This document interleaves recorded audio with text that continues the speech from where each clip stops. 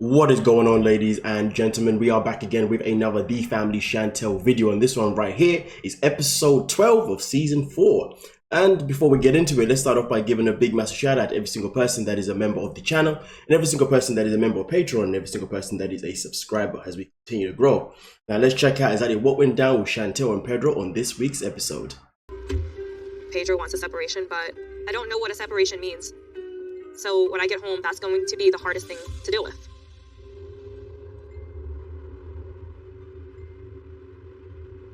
Pedro and I didn't talk at all on the way home. Not on the plane, not in the car, nothing. I don't get it. Why doesn't my husband want to take interest in me after all of this effort I've put into saving our marriage? Well, that is a big red flag.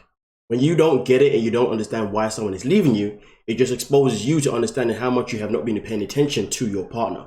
At the end of the day, when it comes to being in a relationship, it is very key to pay attention to your partner. It is very key to be able to understand them. But here's the thing though, ladies and gentlemen. When you're with someone, a relationship is like life. In life, you are always going to be learning. Well, no, forget that. In life, you are supposed to always keep learning new things. But there's people in this world who don't want to learn new things. They just want to be stuck in their ways. But the grand scheme is life is all about learning every single day. And life is about evolving and becoming a better version of yourself every single day that goes by. A relationship is legit the same thing. The difference is, in a relationship, you are growing with someone, you are learning with someone, and at the end of the day, for as long as you're with someone, you can be learning newer things about their past, and also be learning new things about them currently, and also going to be there to support them with where they're going in their life, and learning obviously their new traits, learning their new ambitions, learning whatever that needs to be learned, and of course, this is something that is vice versa. If you're in a relationship with someone and you don't know why they're leaving you, you don't know why they're being stubborn to the fact that they want a separation, well, then maybe that's exposing you to show you that maybe you two are just not the same. Maybe you are someone that's more than happy to just be stagnant. You know, someone is not stagnant. My apologies. You're someone that's more than happy to be comfortable in a relationship, knowing that you've got your marriage, you've got your man, you've got your house, and all you need now is kids. And some people like that comfortability, and that's it. But then there's some people who are go-getters. Some people who just can't stay still. They're always looking to achieve something new every single day that happens. And at the end of the day, if she's been unable to identify that is where they're different, well, then you can only hold yourself accountable for not paying attention to those little things. Now, of course, we do know when it comes to Pedro, he's done his fair share of madness, and so is Chantel. But what I'm saying right now isn't necessarily based on them two. It is just generally speaking, just to be informative as I always am. But nonetheless, though, let's continue.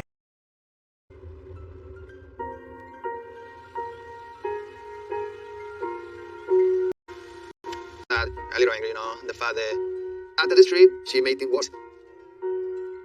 Both me and her have been changed. We grow apart. We don't have the same, the same other way before.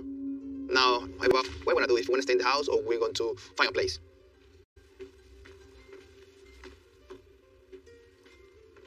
I think that more space is the last thing we need. We need to be working on our communication and growing together. He wants to grow separately. That doesn't make any sense. We're married. You see, that's the issue. The issue is that you're only now identifying that you're growing separately. If you had identified you as growing separately at an earlier stage, your relationship could have been resolved. But you're only identifying that now. Now, don't get me wrong, it's not something that would have been easy as 1, 2, 3 based on their relationship, based on the fact that to begin with, she had to be the one working, he was the one at home. But at the end of the day, once they both started working, it should have been a matter of then identifying these things. Not identifying these things just shows a sign of comfortability. Comfortability in life is not a good thing. Comfortability in a relationship is definitely not a good thing. Because when you're comfortable, you stop working for things. You stop wanting things more. You're just comfortable that you have them. Comfortability works for some people. Two people that are comfortable, it works. But one person being comfortable while the other one is still going out there and trying to make their way in life, it doesn't work. Unless the one that's comfortable comes out of the comfort zone and starts to do certain things. That's the only way it could work. And like I said before, it's a shame that she's only identifying these things now. This should have been identified way back.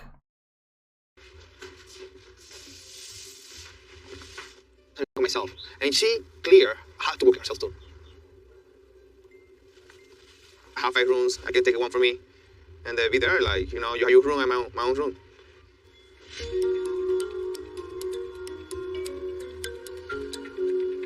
I do not come from a broken home. I have no experience with seeing separation in my own family, so I don't have any point of reference for this. I don't know what's to become of us. I haven't given up hope yet. I have given up effort, but I haven't given up hope. Coming from a broken home has nothing to do with this. That is the most ridiculous thing ever. There's nothing to do with that. And to be honest with you, I don't think it's... And also, I do feel like that was a subliminal to say that for Pedro, this is easy because he comes from a broken home. For me, it's not easy because I don't come from a broken home. That is not true. I mean, at the end of the day, just because Pedro doesn't have his father in his life, does that mean he's come from a broken home? I mean, he's had his mother, he's had his sister his whole life. All three of them have been there for each other, right? More or less. That's still... That can still be called a solid home, a strong household. It may not be a complete household because not all family members are there. It can still be a strong household. I think sometimes when people talk about broken households, I think we need to tread carefully about what we're saying. Because for me personally, you know, I mean, me myself in particular, I would say that I came from a broken household because I didn't have a relationship with my father, didn't have a relationship with my mother.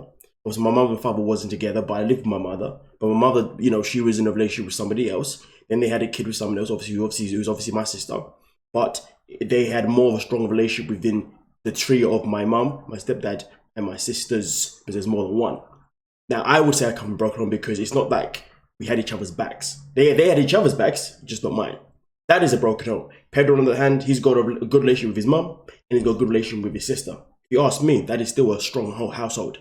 So just because he hasn't got his father's life doesn't mean it doesn't mean that his finding is easy. To be honest with you, a lot of people that come from households where their mum and dad are not together, actually, some of us, a lot of us out here, actually want to be in a relationship and don't want to leave it. We want to be in a relationship that is sustainable. We want to be in a relationship that works because we don't want to be like our parents. Me, myself in particular, I've always wanted to be in a relationship that works. Probably why I stuck around in an unhappy relationship for longer than I needed to, because I didn't want to have the same repeat that my parents went through. You see what I'm saying? But at the same time, you gotta understand sometimes that if it's not working, it's not working. So whether it comes from a broken household or not, it doesn't mean a goddamn thing. So what Chantel was saying right there is absolutely pathetic and naive and the most dumbest thing I could ever hear. But anyway, we continue with her false hope about, I've stopped effort, but I have hope. Girl, you sound stupid, but let's continue. Passing and nobody says a thing. But each day that my husband is still in the house, it makes me feel like he will want to work things out when he's ready. Maybe he does, deep down inside, even though he doesn't show it, feel that there's some value in our marriage and our relationship. Hey, girl. Hey, how are you? Since coming back from the DR, I haven't talked to my family about what happened. Destiny is the only person that I've really been confiding in about my marriage. So how did it go? Well, after I got to the DR, I immediately decided to, before going to my hotel, meet up with Lydia. Well, actually, I just knocked on her door. So she didn't know you were coming at all? But luckily, she invited me in and was Sounds really promising. Surprisingly nice. That's the best outcome we could have hoped for. The next day, Pedro comes in. His mom called him and told him what I was doing. He flew all the way over there to confront you. He's so extra. He goes on to explain that I should have told her the entire story. I didn't tell her the entire story for fear of bad mouthing. Protect him, right? Yeah. He decided that he wanted us to go out with his mom and tell her the entire story. Everything that came out was ugly, but that's what he asked me to do. She stayed non-biased, which was good. Yeah, because she didn't have to, because that's her son. Pedro reiterated to me that he still wants the separation. And so I got up and I left.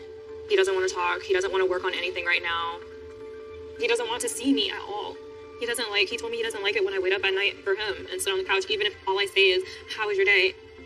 If he needs to be alone, then maybe that's what you need to do, and you just need to give him the space. You're going to end up driving him away because you're wanting the old relationship and the old things that he used to do, and he just doesn't have it in him. God damn, Destiny actually came out with some good advice. Last time Destiny was here, she was telling Chantel to turn up at Pedro's workplace and confront him right then and there and find out who this chick was. But now she's actually saying something that's actually good. Give him his time, give him his space. The sad thing is though, despite the time and space that she gives him, my man is already checked out, so it really doesn't make a goddamn thing. But it really doesn't make a difference, but it is still good advice to give because you never know. Miracles could happen. But Chantel, on the other hand, just doesn't know how to give space. And that is where it went completely kaput. Well, not complete. Well, it's gone kaput before that, but this, yeah. You get what I'm saying. Yeah. Hard for me, and I have been unsuccessful in giving Pedro any sort of space like he wants. Although he has moved into the other bedroom, I will be crying at his door at night and begging for a relationship, and he is not responsive to that. In fact, I do believe it probably has done harm to our relationship. I really feel desperate. Oh, it's done harm, all right? It has done harm. And to be honest with you, the word desperate itself alone, when you're desperate is when you do the most damage to yourself and to others. Being desperate is the best time to just be quiet and to put yourself somewhere and keep yourself to yourself. Being desperate does not mean action. Not in this type of situation. In some other situations, being desperate means you have to take action. There's no choice. But in this situation, it means you need to step the hell back and just hope for the best. But hey. To prepare for a divorce? Or do you think that you want the space to clear your head to come back together? What do you want? I want my husband. Yeah. I want to wake up one day and for this all to be a terrible dream. I want to go to sleep and I want for my husband to walk inside and kiss me on the cheek. I can't. I put on a really good front in front of her, but I'm heartbroken that she is continually crying. I don't know what we'll do if this marriage doesn't work. I think it will work. It has to work. He doesn't care about the work that I put in anymore. Like, he doesn't care about my tears. Stop showing them to him. Because at this point, he doesn't deserve them. You need to gather yourself and wait till you can have communication without the tears. It's hard to be in my room. I know. So why don't you move in one of the guest rooms? You've got to recognize those triggers. That might be a good idea, And you've got to sit here and say, okay, if I can't sleep in our bed, then I'm going to go to another bed. I want my husband, I want my marriage, and I feel like I will do anything for it. Yeah, I know. Destiny strikes again. I agree with that advice. Do not show him the tears. Do not show him the tears. Be strong. I like that, to be fair. I respect that too. This whole crying or whatnot ain't gonna help. You know, this is generally speaking. I don't know why this isn't a massive red flag for ladies. I know there's plenty of times in relationships where ladies want cuddles out of sympathy, out of sadness. You know, they want cuddles because they're feeling sad or whatever, right? To reassure themselves that everything's going to be okay. If you're in a relationship with someone and they aren't able to identify that you need cuddles, why is that not a massive red flag? So I find that women will still stay with that guy. The moment that you have to voice to your man that you need cuddles, that's a problem. Because that means he's not been observant to your needs. Now, of course, so there are exceptions to reasons why maybe he isn't giving you cuddles. Or, he slipped his mind, whatever. But if there isn't any exception at that moment in time, well then, I need to question this man. I mean, for me, myself in particular, I let it know at the very beginning that man like me don't like cuddles. I don't do cuddles. If I do cuddles, it comes at a price. 2 prices. See, one is 10p for every second we're cuddling. Yeah. Price number 2, if we're cuddling, you better be ready to make me wet. You know what I mean? Well, not me wet, but to make you better be ready to open your legs, okay? Yeah, that's it. Got it. That's yep. Yeah, listen, touch your feelings, sensory of that. You know, if you touch me, your skin's feeling all delicate and nice, and that we get all cuddly. Man gets aroused. You know what I mean? A man's like, let's go and. You know. If you don't, you don't. But yeah, yeah. I'm supposed to battery. I'm in my room. She's in her room. That's it. But it's not working. It's not working. Just don't give me the space they're asking for. She tried to knock on my door, not let me sleep. She sometimes get, very angry, and sometimes she tried to go in my room, When I open the door, I see her. She cried for a moment. After that, she get angry, or she get angry, she cried for a moment. I don't know, she tried to be, manipulating me or whatever, but I don't want to fall for that. Hi. Hi, Attorney Hinkson. Oh, Nice to meet you. Nice Nice to meet you. You can have a seat. Yes. I'm here today to get Ocean about, file my separation and learning about a little more about divorce. Also, these lawyers had a specialization in immigration, and I want to talk to her about my status here in the United States. So, you guys got married in March of 2016, is that correct? Yes. It was a K-1 visa, is that correct? Yeah, K-1 visa. Okay. And then after you got married, when did you get your green card? 6 months after I got married. 6 months, okay. Do you recall if your wife filed what's called an affidavit of support? Yeah, for 10 years. Okay. Divorce does not change the financial obligation. If I get divorced, she's still financially? Yes, until either 10 years, as far as your work history, or until you become a U.S. citizen. I know, just like want to be fair. I don't want to be like, you know, like that kind of person, you know, they want to take everything, 50-50, that's it. Okay, you never, technically speaking, leave a marriage with nothing, which again is another, you know, false factor that people have when they don't believe that they're citizens, and that matters. It does in regards to the way of a divorce. My initial thoughts in regards to Pedro's case is that he's entitled to certain things regardless of your immigration status. It's unfortunate that when you come over here, a lot of people think that you're doing it with ill intentions. I think that knowing your rights, him understanding what he can and can't get is important. Now, is it your desires to move forward at any point with U.S. citizenship? Yes. Okay. Have you and your wife started that process? No, we haven't started that process. Or once you've been in the United States for 5 years, whether you're married or not, you could still file for citizenship. Okay, the family say that I marry her. Okay. Well, they scam her. You marry her for the paperwork, for have my green card. They say that all the time, you know. Her family says that all the time about you? Okay. You think that have a negative impact on me or something? So no, because at this point, you're at the 5-year mark. The longer that you are here, not only for immigration purposes shows your dedication, but I would hope that it would have showed dedication to her family as far as you're in this for the right reasons.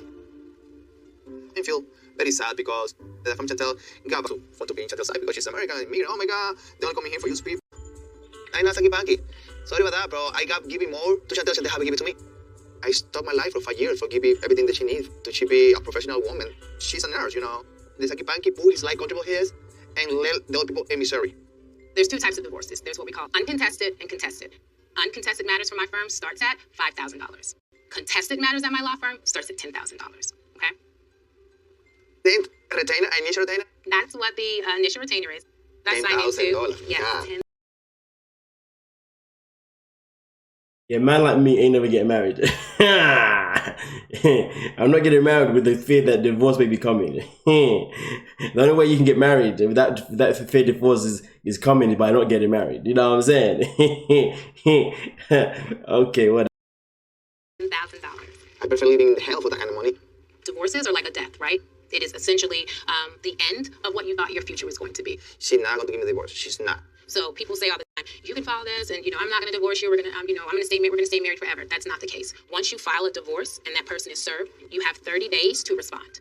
If you do not respond within 30 days, then we could then go to the court and say this person didn't respond. We want to proceed with the divorce, and it still happens.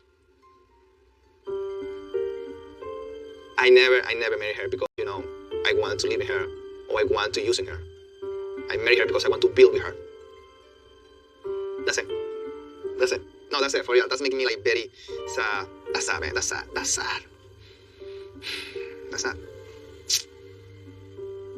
It's not easy, but you have to make a determination on what's important to you. Oh, man. Damn. The process is mad. It ain't easy. It ain't simple. And it's just simply freaking mad. But hey, man, it's a madness that even though Chantel knows that there's a separation coming, she's sitting there with hope that maybe it's not going to come. But man has gone out and gone for the divorce without even her knowing. Ah, damn, when he tells her this news, it's going to hurt. It's going to hurt a lot. Oh, boy. But you know what? I can't wait. I'm evil. I'm just waiting for the calamity. Anyway, Pedro, you're an evil guy. Let's go. Hey. Hey. How was work? Good, normal. Working normal. As always.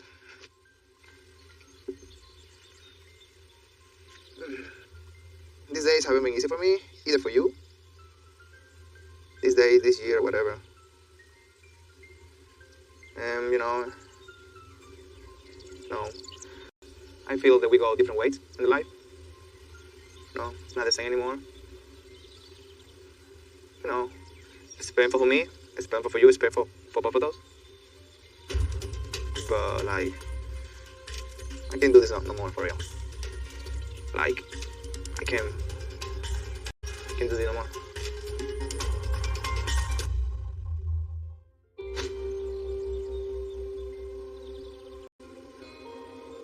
Yeah, I tried to do the separation, here in the same roof. Things haven't done it good, like expected, because you haven't respected my space. I know I haven't respected your space. Yeah, and you try to be a little bit, like, very pursue me. I don't like people pursue me. I don't like people try to, chase me. I don't like that thing. You know that. I don't like to be chased. And for real, like, the only reason I want to talk to you because right now, because I'm feeling like, for real, I want to get out of the house. And I want my divorce.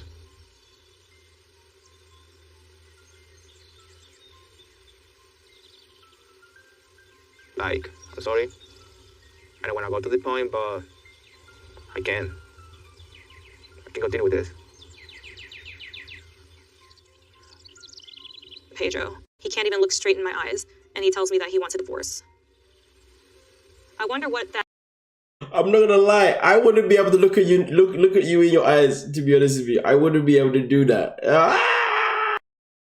is about a person when they can't look at you straight in the eyes. I wonder what that is. Why? Are you guilty of something? You know when you break up with someone and they find it hard to accept, so there has to be a reason why they're leaving you. You must be doing something else. I remember when I left my ex, she couldn't believe that I was leaving her. So in her mind, she was like, I must be leaving her for someone. There has to be someone else. You can't just be leaving me. This is due to the fact that you wasn't paying attention to who I was. Well, you wasn't paying attention to the person that I was becoming, and you wasn't paying attention to the things that I was doing. In terms of obviously me evolving to be a better version of who I am. And obviously Pedro is he's in a similar boat. But yeah, let's continue. I didn't expect for you to say that you wanted a divorce from me. I really just wanted to know if you valued this marriage and were willing to work on it, and the answer is no. So there's nothing more we need to discuss. I know from self-experience, when a woman gives you a reaction that is too calm, that is not a good thing. That is a freaking peak situation because she's about to move mad. I've been there.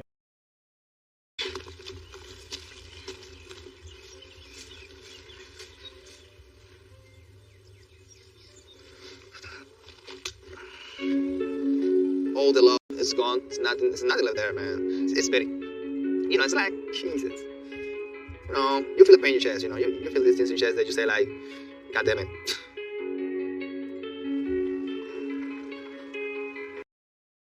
Nah, man, she's actually keeping it. Okay, she's holding it in a bit more. I mean, my situation is my ex held in for about 5 seconds, maybe a minute, and then boom, all hell broke loose.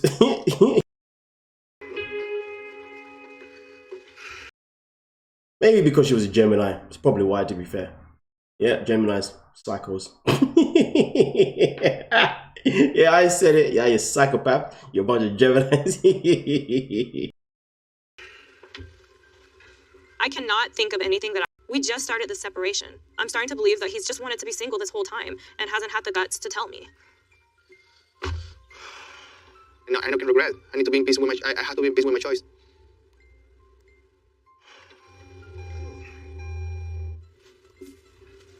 What more could I do?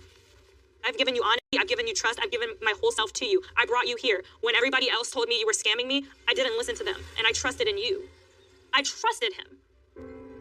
I trusted my husband because he told me that he would not leave me. He told me that. He told me that. He told me he would never do that. That's what he said, and I believed it. And all the while, like, I'm just confused. And then you got comfortable. Listen, you can't sit here and just behave as if it's all his fault. You need to play a role. That's what a relationship is all about, playing your role as well. You got comfortable. And this is what happened. Now again, people always have the conspiracy of whether Pedro was using her or if he genuinely loved her. That, to be honest, is a question that we can never really answer for sure. But based on the context that we've experienced throughout the season, this season in particular, all I can say is that obviously my man checked out purely because Chantel wasn't making the moves that she should be making throughout the relationship. She wasn't making the efforts that he believes that she should be making. And then when she was finally able to make him, it was just a bit too late. And to be honest with you, the biggest red flag that I've noticed is Chantel holding herself accountable. I felt like she was when she took the trip to DR to obviously speak to his mother. But even after that trip, it seems as if she's gone backwards into like, why? Stop asking why and you figure out why. But most importantly, know your worth. You're losing your worth at this moment in time, Chantel. Pick yourself up. Know your bloody worth. And understand that this relationship just wasn't meant to be. And then that's it. But sitting there and saying and blaming him and saying that, but you promised me. If he promised to stay with you, that would have been with the intention that he was expecting you to be the same woman that he met. He was expecting you to be as supportive as possible, or expecting you to be everything that he basically talked about throughout the season. Now, whether the things he expected was right or wrong, either way, you still got to hold yourself accountable for your own role in your own relationship so you can do better for yourself in the next one. But yeah, well, you guys let me know what you're thinking in the comment section and we'll talk about it. We are done and we are out. Peace. Oh, wait. Peace.